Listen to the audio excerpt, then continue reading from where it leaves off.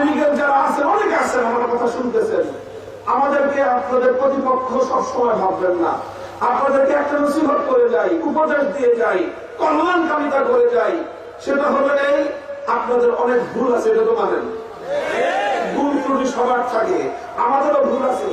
আপনাদের সবচেয়ে বড় ভুল বিগত 50 বছর ধরে যে ভুলটা আপনারা করে আসছেন, আশা করি এইবারের এই হোঁচট খাওয়ার পরে একটু হুঁশ আপনাদের ফিরবে, আপনারা সেই ভুলটা সংশোধন করার চেষ্টা করবেন।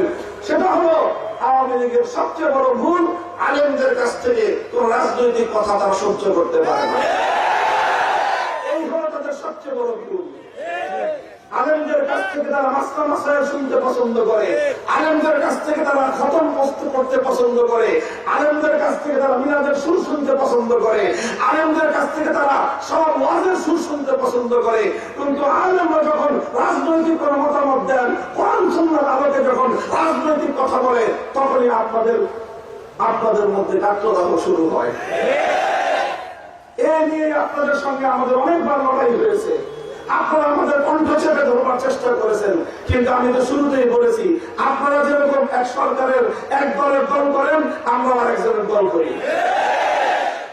আমাদের পূর্বপুরুষ আল্লামা ফরিদপুর রহমাতুল্লাহ আলাইহিকে সদর সাহেবের কণ্ঠকে সে যুগের স্বৈরাচারীরা বন্ধ করতে পারে নাই, রুদ্ধ করতে পারে নাই। সদর সাহেবের সন্তানদের কণ্ঠ রুদ্ধ করতে পারবেন না।